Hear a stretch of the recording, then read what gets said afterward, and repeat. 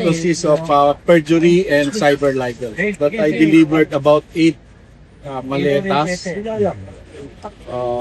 to Saltico or to anybody na doon daw sa parking area as alleged in the affidavit na pinarang joint affidavit ng 18 Marines.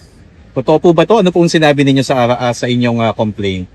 Sabi ko hindi totoo kasi wala naman akong ganong kalaking pera. Pangalawa, wala namang perang ganong kalaki rin ng Bucor para nakawin ko.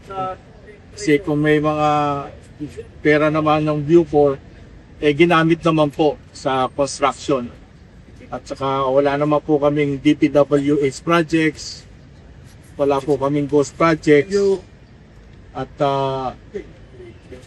hindi po kami na-involved sa whatever anomalies na sinasabi nila.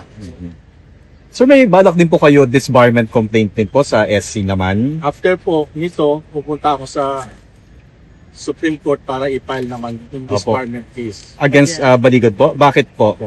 Kasi po yung mga allegations na sinabi niya sa akin, ako daw deliver ng 8 maleta, ako daw na-involve sa pagnanakaw sa pagkain ng mga PDL. Sinasabi niya 300 pesos yung pagkain ng PDL. Pero sa totoo po, ang pagkain po ng PDL 100 pesos lang po per day. Hindi po 300. So, sa akin lang, okay na ito eh. Hindi naman ako, kaya ko palampasin eh. Pero yung implication na pag pinalampas ko to, na hindi ako nag-file ng kaso o complaint, parang inadmit ko na nagnakaw ako sa gobyerno o nagbigay ako ng 8 maleta. Sa totoo, hindi totoo yan eh. Kaya, tuminsan makapakasakit. Mas maganda pa yung nasa field ka eh. Kasi kung may gera kayo, 2, 3 araw, tapos ang gera eh. Pero ito, forever ko itong dadamdamin eh.